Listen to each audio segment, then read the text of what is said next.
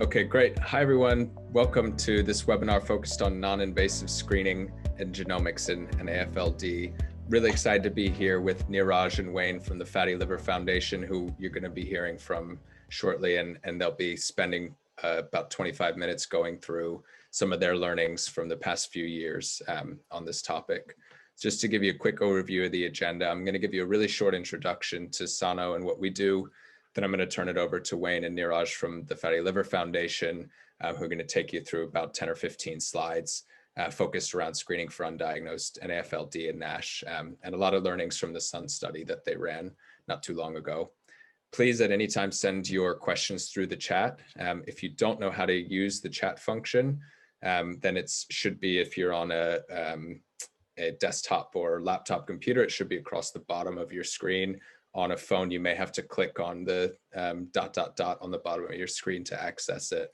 But please feel free to use the chat or the section labeled Q&A and just stick it in there, and we'll either get to it as we're going if it pops up, or after the presentations of the Q&A section.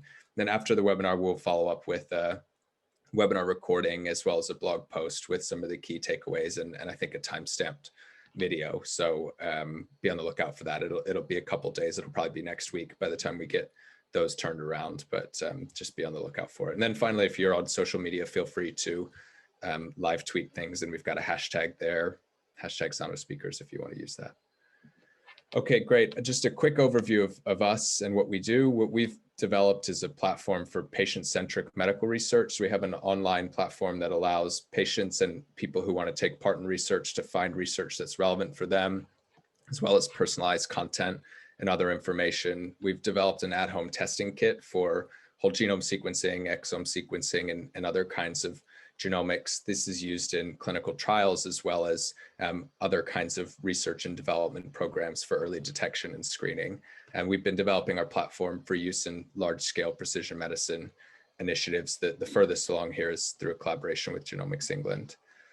What we're aiming to really deliver is a much better research experience for participants. So this includes simple things like updates on the contribution that you're making, notification about new research opportunities, and ways for research participants to get value back from taking part in the process, and really to be in control of your data and understanding what's going on when you take part in a research study. Here's just an example of one of our participants completing one of the at-home DNA testing kits in the context of a COVID-19 related study. So these are easy, straightforward at-home tests that allow people to take part in research or screening from their homes. So I just want to talk a little bit about what we mean when we say personalized medicine, because this talk really is focused around personalized medicine, whether we believe it or not. And for us, this boils down to 5 core Ps: prediction and prevention of disease, more precise diagnoses, more personalized and targeted interventions, and then a more participatory role for patients. And I actually think we're probably going to hit on all 5 of these today. And this is I truly believe we're in a period of transition from non-personalized to personalized medicine, and that involves making substantial improvements across all 5 of these areas. And so if we split that into a grossly oversimplified and high-level view of what our healthcare system and the way drug and therapeutic development works today, if we think about 3 broad buckets: discovery, development, and then delivery to patients, where we think personalized medicine has a role to play, not just in NAFLD, NASH, cirrhosis, but in most diseases, is from the earliest stages of drug and biomarker discovery. How do we find drugs that work better for genetic subtypes or patients identified by some other piece of data or biomarker? How do we get these drugs through clinical trials to prove that they're safe and effective in patients? And I think we're going to talk a little bit about that today, because we know there's a huge bottleneck at this particular step when it comes to NAFLD and NASH. And then ultimately, how do we deliver a healthcare system that embraces early detection and prevention rather than reaction at too late in a disease course? So I think we're going to talk more about these themes, but this is the way that we think about developing and delivering precision medicines. So I'm going to hand over to Wayne and Neeraj shortly. I just want to highlight some of the challenges from our perspective based on the work we've done and in our understanding in NAFLD and NASH. Probably the biggest one is delayed and underdiagnosis, and I think we're going to spend a lot of time on this today because this cascades to all of the other issues. One other big issue is the over-reliance on invasive liver biopsies, and I think we're going to talk about some non-invasive technologies and the way this can enable some larger scale efforts to screen patients. A third one, which is really a symptom of both of the first two, plus some other things, is we know we have a huge set of challenges in clinical trials, in particular when it relates to recruitment. And I think Wayne's going to touch a little bit more on this, but we think there's probably a need to diagnose about 10 times more people than we have today with NAFLD and NASH in order to meet the requirements of all the trials that are active. So this is an enormous problem. And it means that at this critical step of getting treatments to patients, we run really the risk of massive delays and cost overruns. And then a third point here is trial endpoints are often most focused on the most severe end of disease, which poses a challenge as well, because it means only a very small fraction of patients are likely to be eligible for this. And patients often go through a lot of time and screening only to find out that they're not eligible. And finally, one that's probably not as big of a challenge for most of these groups, but is an emerging one, is there's a number of studies that are starting to target genetic subtypes or people carrying genetic risk factors for NAFLD, NASH, and cirrhosis, including the gene PNPLA3. And there's additional challenges here, which is that genetics is not mainstream in the context of this condition or many others. So it means that all of the issues above when it comes to trial recruitment and R&D are compounded further by the fact that there's a subset of patients with a genetic factor that are not generally screened in the healthcare system. So one big, and it's really simple to say this is a solution. I think Wayne and Neeraj have ideas on how we can get there, but large scale and non-invasive tools and approaches for early detection and management can really help us to solve a number of these challenges and ultimately improve prospects for patients and people who may not actually know they're at risk. So I'm going to stop screen sharing and I'll turn it over to Wayne and Neeraj. And I think Wayne is going to screen share. And as I said before, please feel free to drop questions in the chat as we go. Oh, gee, thanks, Patrick. That was a great summary. We have quite a group of a variety of folks here, so I thought I might just give a short view of how what the patient journey is like, because it is different for everybody, but it is I could easily spend the hour talking about that. But I'll give you a sense of how it is today for what patients are doing, and then a little sense of where we would go. So the Fatty Liver Foundation was basically, I'm the CEO and the founder of it, and I am a cirrhosis patient. And it's because of my experiences that we created the foundation. But if we look at the problem, we have 100 million people that have fatty liver disease, and very few of them know it. We have about 35,000 people that will need to be identified for the screening that's going to take place for the drugs. That it's just an enormous problem that we have, and from a patient's perspective, the fact that we have no therapy is very, very difficult for us. It's a tough thing as a patient to be told you have cirrhosis and we have no treatment, and that's what most of us go through. I'll give you just the briefest sense of what that's like. For me, this is my personal journey. I was incidentally discovered in 2010, but then they decided I didn't actually have a problem. So I went from 2010 to 2015, going from what we look back on as probably an F2 NASH, which is a serious condition, to when I was finally diagnosed in 2015 with stage 4 cirrhosis. And most people don't get to look at their slides, but I volunteer for things, so I get these pictures. And during that period of time, I had a lot of tests, but none of them showed anything. And that's one of the things that has been wrong in the past, which we're looking to see fixed as we go forward. And I think that's one of the important messages that we'll talk about here today. In my personal journey, and the reason that we are so high on testing is I wanted to just share this bit with you.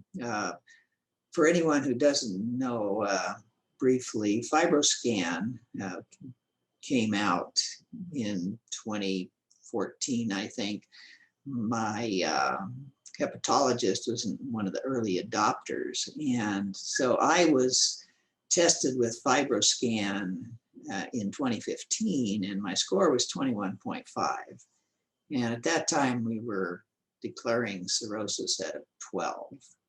So, that was pretty darn serious place to be. But over time, I've been able to reduce my my liver stiffness and to resolve most of my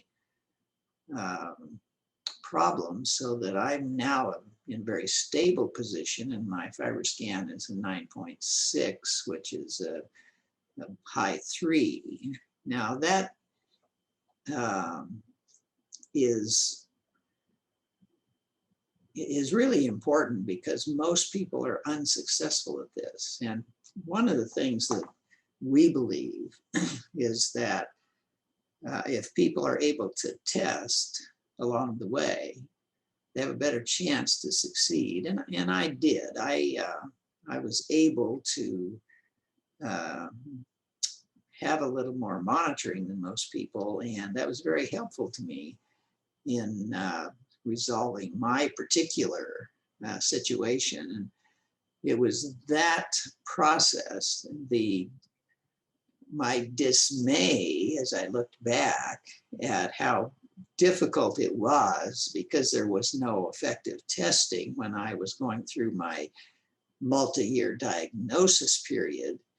And then the value to me of being tested through my therapy time to a point where I could be stabilized, and to realize how few people had that opportunity or were able to get to the place that I was. And that's what led to the creation of the Fatty Liver Foundation, really. And so our mission was to improve the diagnosis, treatment, and support of people with fatty liver disease. And one of the things that we are frustrated by is, and it's the source of a lot of the problems that we have, is that we do not, in America, screen for early stage disease. We do not look for advancing but asymptomatic disease as part of our standard guidance. That's not the case in Europe, for example. And so, that's a policy that the foundation is actively advocating that we change. So, and as our part of how do we go about getting proof that you can go out into the community and make a difference. And we created the Sun study, which looks at this dynamic, if you will. We know there's 100 million people that have fatty liver disease. There's 85 million that have prediabetes. There's 29 million that have diabetes.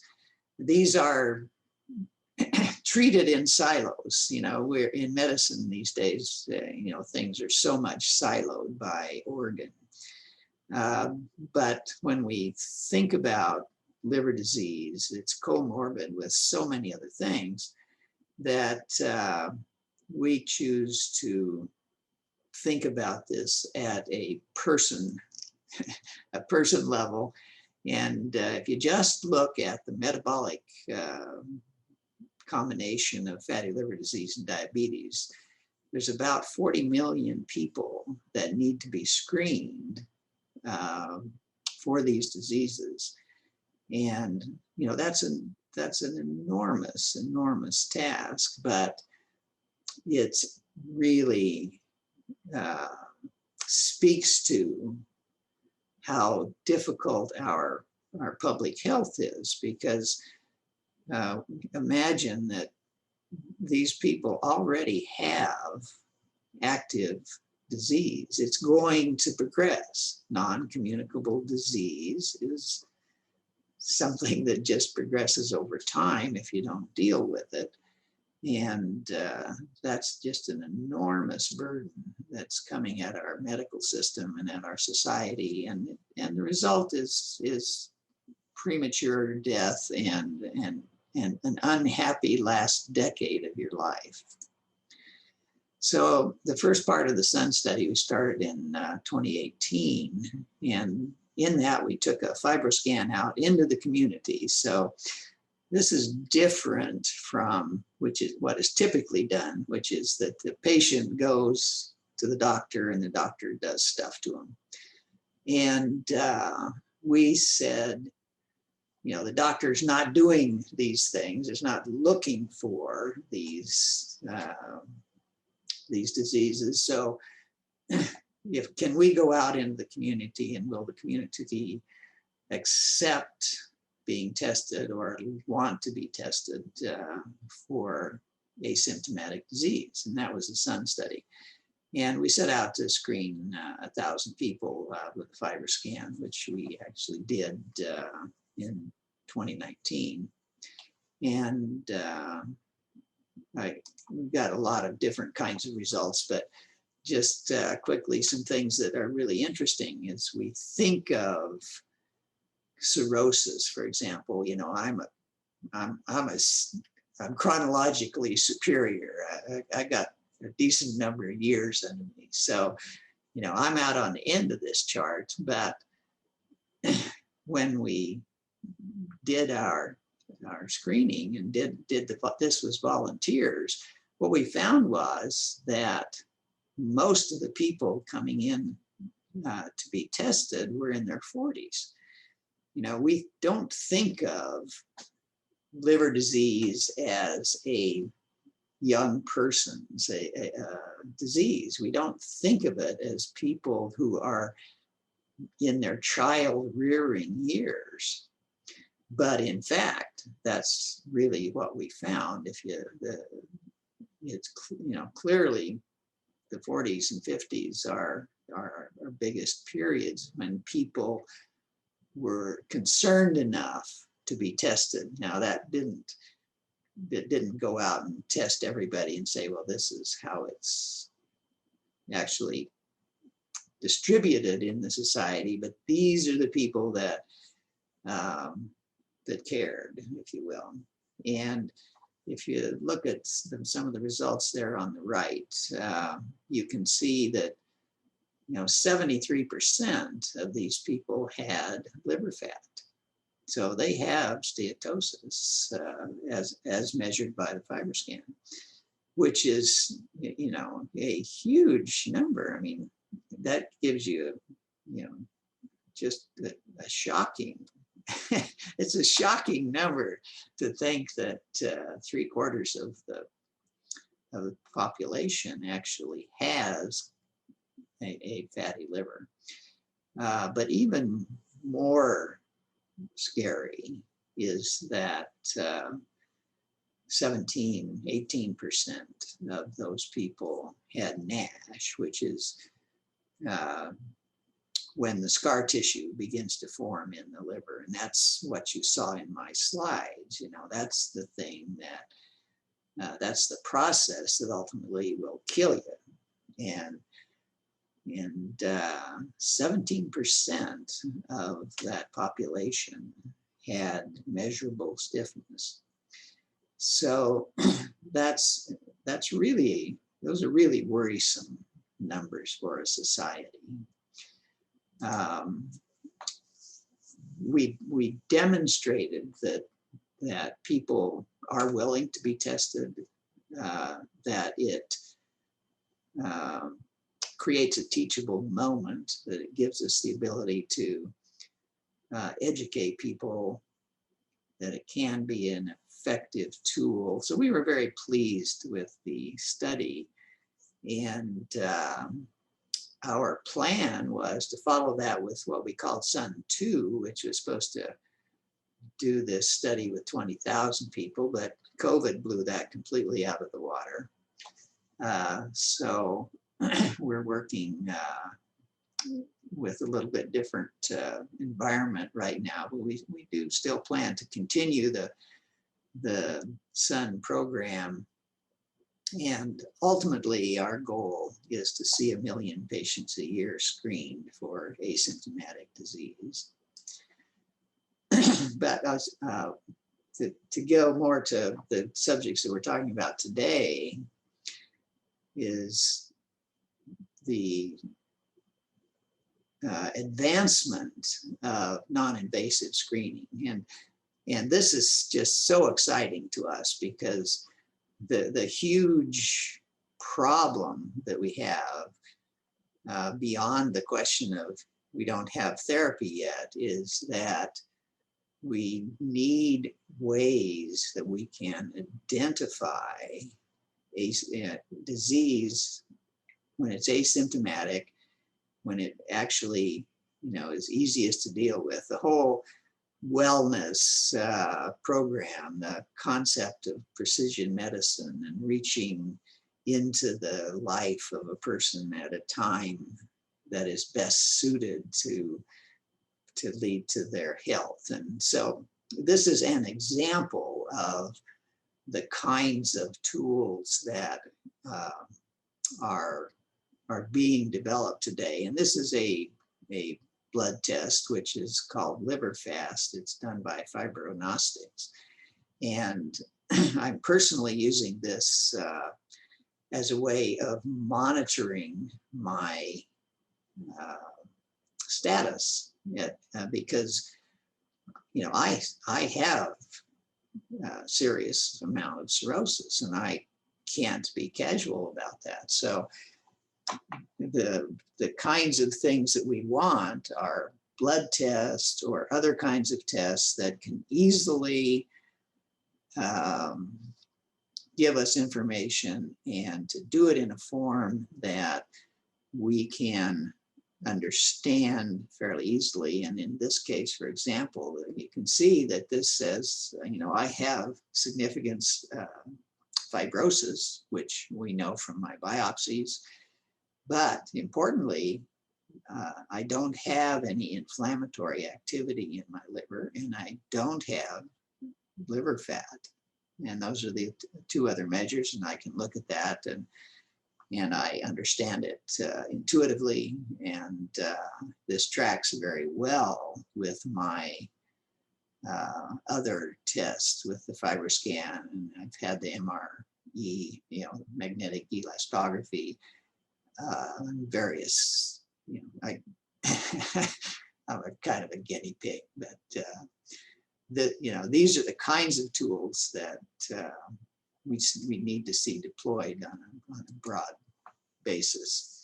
And where we're hoping to take things is to what we call precision liver health, where we have combinations of non-invasive blood markers, genetic tests, mechanical tests such as the FibroScan, you know, that this combination can be done at the time in a person's disease when it's possible to not have them become ill. And that's really the whole point of the thing. We don't want to become ill. So the vehicle that we're choosing to use for that, we call the Wellness League. And on the right there, you see what people have been calling my octopus slide. But if you think about our society, we have all of these channels of communications that are all pounding on the patient community with messages of all kinds. And it's very difficult for patients to get, you know, to be able to traverse the whole messaging. And then we want to find ways to make that easier for people. But we also want to bring the various siloed disease modalities together. Liver and heart are very much related. People die of heart disease, but a contributing factor is the liver. We have the whole metabolic thing we talked about. We have all the gastro people. We have all the other non-communicable diseases. So finding ways to think of this as a whole person as opposed to, well, you're a liver patient, you know, you're this pigeonhole kind of patient. We want to eliminate those kinds of things. And this is too complex to spend, you know, we can spend time here, but basically it kind of illustrates, you know, the magnitude of the problem. We have this huge problem in America because we have all of this need, we have all this oncoming disease burden, we have all these tools that are competing, we have all this competitive research, we have all the regulatory people, we have just this tremendously complex situation, which we have to try to make more friendly and comprehensible to the patient, and the Wellness League is our way of attempting to make better sense of that over time. So that's my story, and I'm sticking to it. Wonderful. Thanks so much, Wayne. Neeraj, I just wanted to invite you to introduce yourself as well, and add anything on top of that you'd like to, and then we'll move into the Q&A. Thanks, Patrick. And Wayne, it's always a pleasure to hear your story. I'm the medical officer of the Fatty Liver Foundation, and while I handle the medical side of the work of the Fatty Liver Foundation, Wayne is not my patient. But looking back at my time in clinical practice, I actually wish that all my patients were like this. So what is typical of Wayne is, of Wayne's journey that can be extrapolated to many patients is the fact that fatty liver disease can often be an incidental finding, okay? He was not aware he had this. It was purely incidental, and very often it's picked up in that sort of way. If not, then it's often been described as a cliff, okay? Everything's going smoothly, and then all of a sudden, boom, you're over the cliff. And that's the amazing thing about the liver. It's just a really, really fascinating organ. It does so many functions, and it's a really forgiving organ. It has a high capacity for abuse.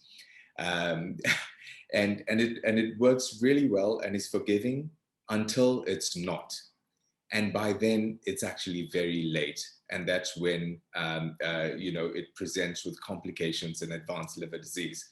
So if we have a way of screening early, we can effect change. Now, the part about Wayne's journey that's not typical of patients, and I think this is the engineer in him, is sort of looking at cause and effect. So he had this effect, and he needed to understand the causes and modify the causes. And that sort of lifestyle dietary change he went through is one of the toughest things that we have for patients to follow: lifestyle, behavior, and dietary modification.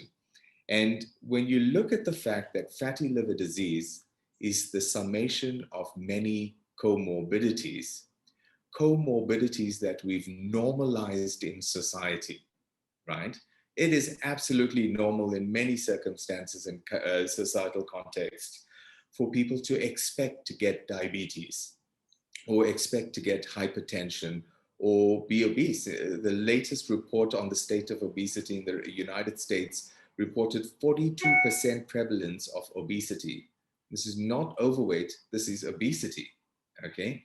And so it's almost normalized in society. And for that, they will go to their physicians and get treatment. But what they're missing out on is this entire lifestyle modification interventions that we have to do. And this was one of the most interesting things about the Sun study, whereby by virtue of doing screening in the community and in the community among people who were not aware that they didn't know something. When people are aware they don't know something, they will go seek information. But if they're not aware that they lack knowledge or don't know something, then we have double the work to do to actually raise awareness, educate, and sensitize them to these things. But the process of screening actually was a new injection of energy into people taking responsibility for their health. So that was one of the other exciting things that happened with that. You know, we can go more into the medical side of things, but I thought it important to relate those public health and behavioral components of screening, and particularly with non-invasive testing. Wonderful. Thank you so much. I'd like to get into some of the questions around how we get to this goal of screening 1 million people per year that Wayne mentioned. Maybe just a quick one before that, though, Neeraj, is because it dovetails very nicely with the point you were just making. We had a question come through the chat, whether NASH is irreversible, essentially, and maybe to add my own spin to that question. At what point, as you said, the liver is a forgiving organ, but there's a point at which it says enough is enough. I wonder if you could talk a little bit about where we should be intervening in that system, or where early detection, what is the point of no return? Where's the early detection going to be most effective? And if you have passed that, what can be done to reverse the course? So that's a great question. And as a physician, I think we are often in the role of being the coach of someone's health with the use of medicines. Okay, and often the perception that the medicine is the magic bullet is, you know, there, that people will find it and everything will be better. But we understand now that it's about comprehensive interventions. And irrespective of the stage, we always try, right? And even with the advanced fibrosis that Wayne's diagnosis had, with lifestyle modification and interventions, you saw his graph that he had his activity of inflammation down to 0, which is phenomenal, right? And his stiffness actually started reversing. And this is without medication, but just doing that lifestyle modification. So I wouldn't sort of say that it is irreversible. I think we can halt the progress of disease.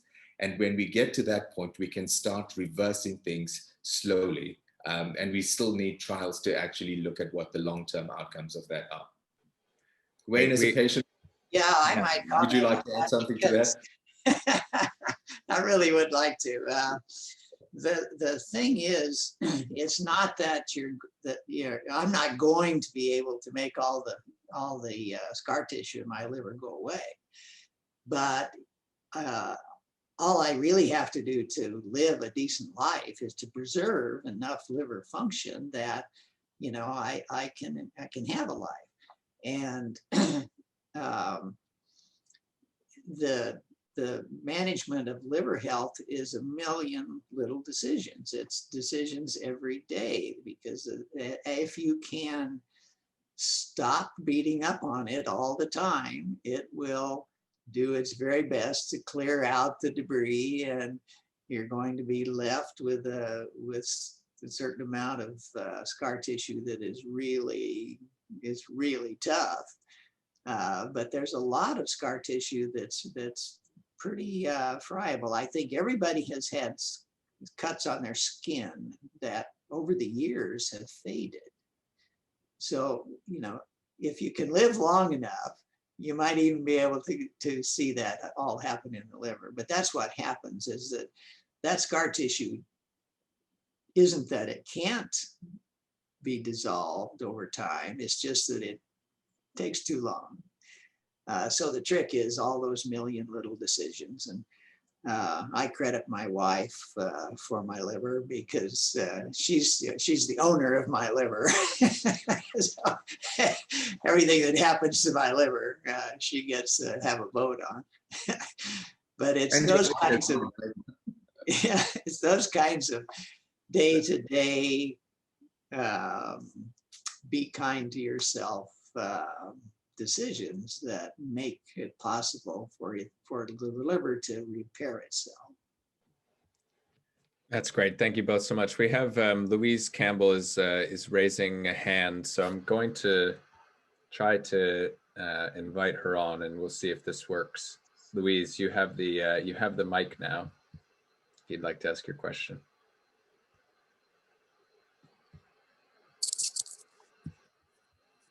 Can you hear me, Louise?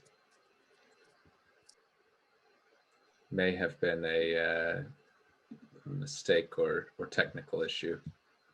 All right, I will. I'll move on to then one of the questions in the Q&A, which is, what has your experience been with insurance companies paying for diagnostic tests and lifestyle interventions? And I think this is, you know, maybe part of the wider question, which is how do we get to 2 million people a year, Wayne, and how has insurance been involved, and how do they need to be involved? Well, of course, you know, in America, that's a real challenge, because we're so built to do acute response to medical issues that the payer system rewards events, not it's not good health. So there's a lot of discussion about it, but so far it's been very difficult for people to get help. Just as an example, if you go to a hepatologist and he says you have cirrhosis, and you probably will get an interview with a nutritionist.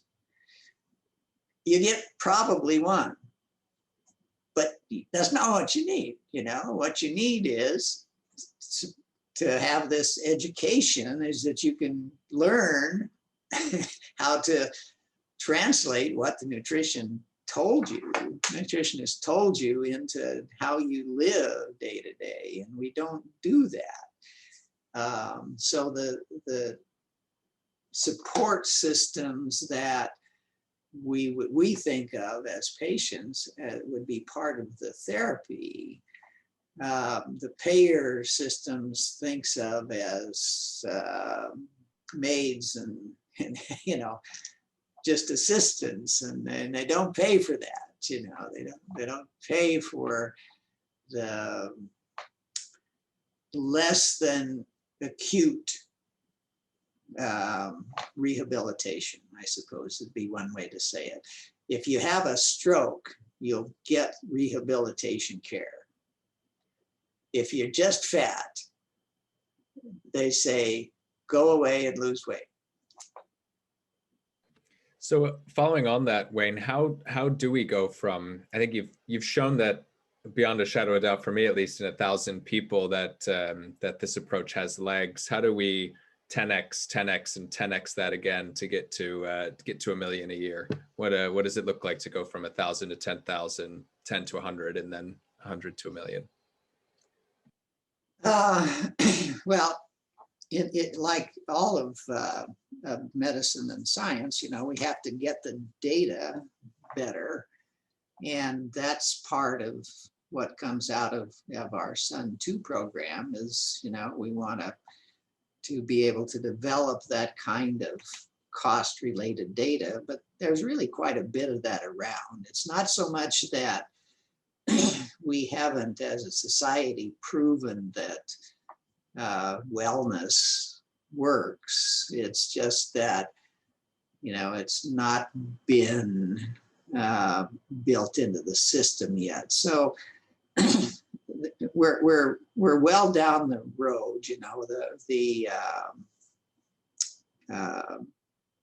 various government programs that are starting to be more serious about what obesity and wellness, and the diabetes programs, they're coming along. But the gap that we have is there's a gulf between formal medical care and the community. And there's no transitional process from the advice that you get from your doctor to how you have implemented it over time if it's not a pill. You know, doctors can give you a pill and you can go take that pill, and, you know, everybody knows what that routine is. When the doctor says, well, you need to change your lifestyle and you need to, you know, learn how to exercise, go off and, you know, join Weight Watchers. You know, well, the diet industry is a $60 billion a year failure. I mean, everybody yo-yos. We don't learn how to do it.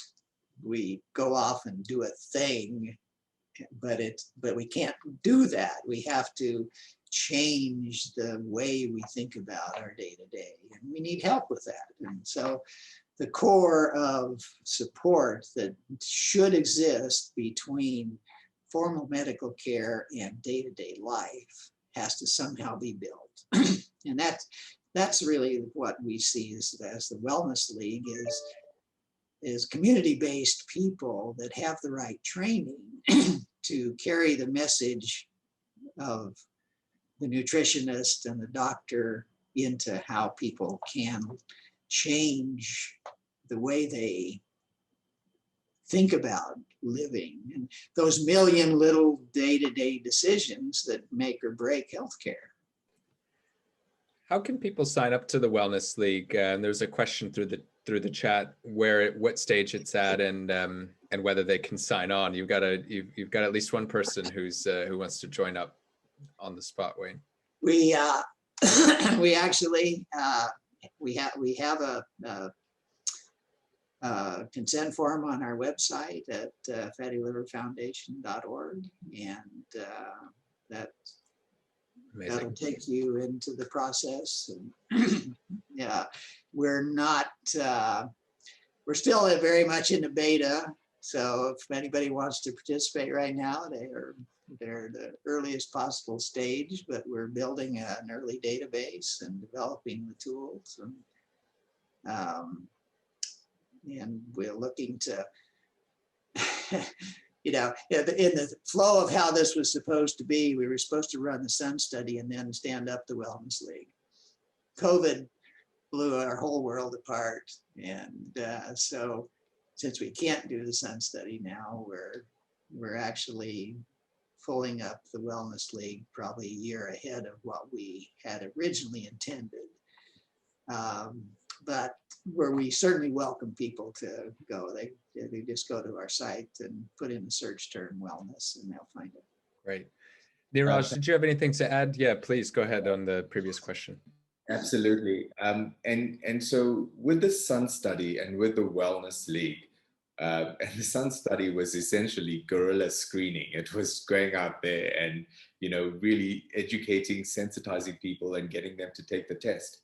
And the whole motivation between the Wellness League, or for the Wellness League, was to build that groundswell from the bottom up, create that sensitization in the community and stimulate the demand side. But that's not sufficient. That creates this wave, this upward movement wave, but we also have to have the top-down approach, and that is from the service provision side. And you know exactly how a patient who's diabetic has to go for a routine ophthalmology screen to look for retinopathy, or a nephrology screen to look at kidney function, or to a podiatrist to look for any vascular changes in the feet, etc. We need to include fatty liver screening as part of a complication screening for these other comorbidities. And if we don't include it, we're not going to pick it up.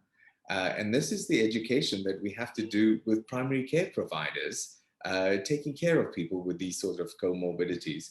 And the hepatology world has been slow to respond to create that awareness among primary care providers, type of thing. So as a patient advocacy organization, we're working on the bottom up, but we have to have that reciprocal sort of support and wave coming from the top down, and where the twain shall meet, you know, we'll see and create this movement. But that's the complementary effort. And this is where the screening is really important, because if doctors have the tool, if the tool is incorporated into medical management protocols and clinical protocols, then it will happen. And so that's why we need that really strong advocacy push for inclusion of this in medical management, while we push for the demand side with communities and patients. That's great. Thank you. And I think it's a perfect segue into two great questions that have come through the chat, which are related.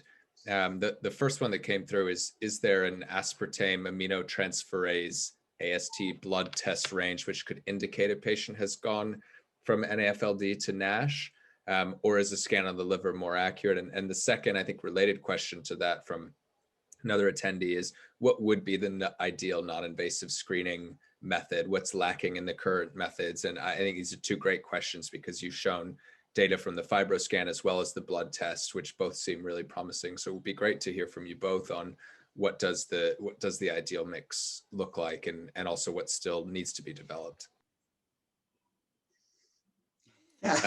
Who goes first here? Okay, I'll go first, and then I'll let you fill in. So I was on a conversation on a panel a couple of days ago, and I said that the liver biopsy is so 5 years ago, and the scans are so 3 years ago, right? We're entering a new realm, and that's how it feels, how fast the field is changing, to the extent that policy cannot keep up with the changes that are happening. And so the biopsy was considered, and still is considered by regulatory authorities, as the gold standard in diagnosing. And yet we know there are inconsistencies beside sort of patients just not being happy about a huge needle being stuck in them. But there's inconsistencies in the diagnosis. Did you get the right spot? Is it representative? Despite fatty liver disease being diffuse, there are irregularities or misrepresentations in that. That being said, with the advent of scanning devices, we were getting a better picture, a global picture of the liver, and it wasn't invasive. And the question about AST is interesting, because that's a single biomarker. But what the data now is showing with non-invasive testing, the blood tests, is that there are 6 to 8 to 9 biomarkers that are being used by various screening and diagnostic and monitoring tools. And this is where big science comes in, and it's really exciting, this development over the past couple of years. We're looking at the correlations and patterns. They can actually tell the extent of liver fibrosis or fatty liver fat infiltration in the liver by those biomarkers, and looking at particular parameters on that. Now, the next step that they're looking at is seeing if they can stagger various tests, like using a biomarker blood test together with a scan, to see if they can improve sensitivity and specificity, and sort of get much more precise with the measurement of the extent of fatty liver disease. So I think it's a field that's evolving really, really fast. And I think the next step to that is linking the genetic part to it, which I'm sure you're going to go into. But Wayne, over to you on that. Well, that really sounded like a question from a patient. And, you know, there's no simple single answer to that, because the AST, ALT tests vary a lot, but there are some general rules of thumb, if you will. If the AST becomes larger than ALT, you'd want to start getting additional data testing. There's little tests like the one called the FIB4, which combines the AST, ALT, platelet count, and age, and gives you a go, no go kind of measure as to whether you need to do more testing. But we really have come to the place where it is a series of tests in which none of them by themselves are sufficient to answer the question. And the most validated right now, as far as the research community is concerned, is the combination of the AST and the FibroScan. So that gives really interesting results that they're trying to use in research labs.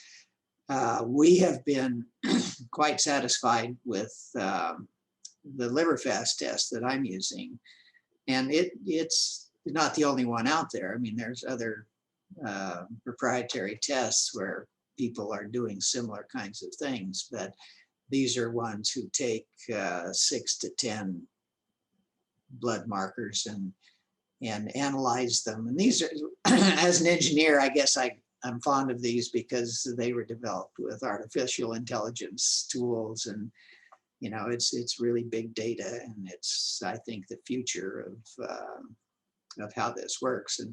And you will not get anything that is absolutely definitive about liver disease other than autopsy.